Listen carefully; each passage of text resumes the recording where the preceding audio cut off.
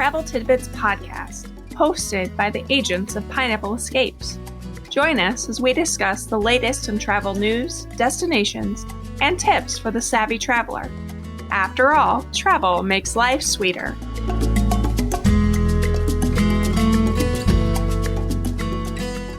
Hi, everyone, and welcome to the Travel Tidbits podcast by Pineapple Escapes. My name's Kristi, one of the travel agents, and today we're going to be talking about a very controversial subject. Tidbit post number 6 is about favorite rides in the Magic Kingdom. So when I talk about this, I'm going to be talking about my favorite rides because, as you can guess, there's a lot of differing opinions on this, and of course nobody's right or wrong. So as I thought about this podcast, I tried to think about if I was taking someone to Disney for the very first time, this was going to be their only experience there, and we could only do 5 attractions, what would we do? So these are my top 5. The first one I chose was Space Mountain in Tomorrowland. Many of you who are tried and true fans know that this is a roller coaster that takes place in the dark where you zoom through the galaxy past comets and meteors and all sorts of things. And it's not that it's that crazy of a coaster or big of a coaster, but just the effects being in the dark and the light make it really a favorite with people. When I went to Disney my first trip ever, it was one of my favorite rides. And so when I went with my husband on our honeymoon, and at that point there was only Magic Kingdom and Epcot. So that tells you how many years ago that was. I talked him into riding it, and he's not a big person for rides, definitely not roller coasters. So the whole time through the line, I'm like, no, it's not that big of a deal. And he's questioning why they have all these signs about if you have a heart condition, don't ride. If you have a back condition. And I'm like, oh, they just put that up there. It's really fine. It didn't turn out well. He screamed the entire ride, and I honestly thought that we were going to get a divorce on our honeymoon when it was over because he was so bad at me for getting him on that ride. But, now he can say that he has ridden it. So again, that's at the top of my list for attractions at the Magic Kingdom. The second I'm going to put in there is the Haunted Mansion in Liberty Square.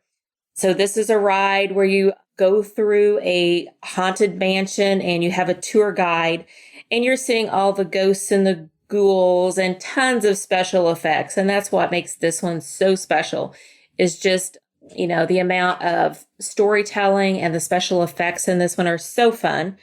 And, you might get a hitchhiker ghost at the very end of it. So I think it's a great one for showing somebody, just all the Disney magic and the things that they can do. Number 3 on my list, Peter Pan's Flight in Fantasyland. Again, a lot of these are nostalgic to my first trip to Disney World, which was in, I believe, 1978. Magic Kingdom was the only park there. It was like a day trip, which is kind of funny when you think about that now. But I loved Peter Pan's Flight then. I still do now. I just love that initial scene when you're flying over the city and you see the lights and the little cars whizzing around. And I got to be honest, every time that I fly in or out of a city at night now, I still look down and that's what I think of as Peter Pan's Flight. So I think it's just a really fun ride. Takes you to Neverland where you can see Peter and the group battle against Captain Hook and the famous ticking crocodile. So just a fun ride for all ages.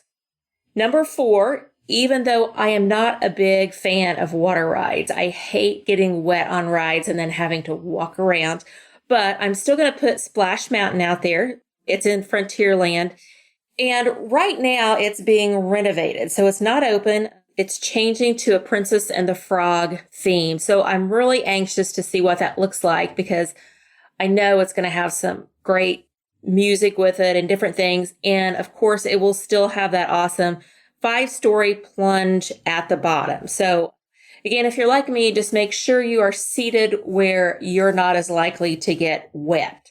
But that's a great one in the park. And then for my number 5, I went with Pirates of the Caribbean. It is a classic. I still have from my first visit to Disney World, I bought a postcard that has the pirates in jail trying to lure the dog to give him a key. So obviously that was a favorite way back then, and it still is today. I mean, you go through it and, the effects, it's a little outdated. It's not as polished as it could be, but I think it's still just that nostalgia piece that goes with it.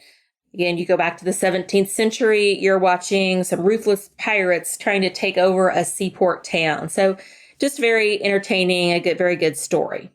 So that is my top 5 today. I know that some of you are going to disagree with what I have to say. In fact, I know one of our agents and her must-do is It's a Small World.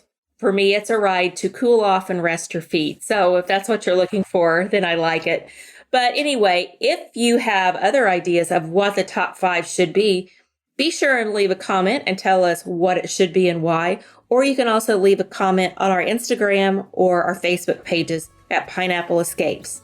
So thanks for listening in today, and we'd love to help you plan your next vacation. Just be sure and email us at info@pineappleescapes.com. Thanks and have a great day. We hope you've enjoyed today's episode of the Travel Tidbits podcast hosted by Pineapple Escapes. Travel makes life sweeter. Let the experts help you plan a vacation with lasting memories. We'd love to help you plan your next vacation and have you join our community. You can find us on the web at www.pineappleescapes.com and on Facebook and Instagram at Pineapple Escapes.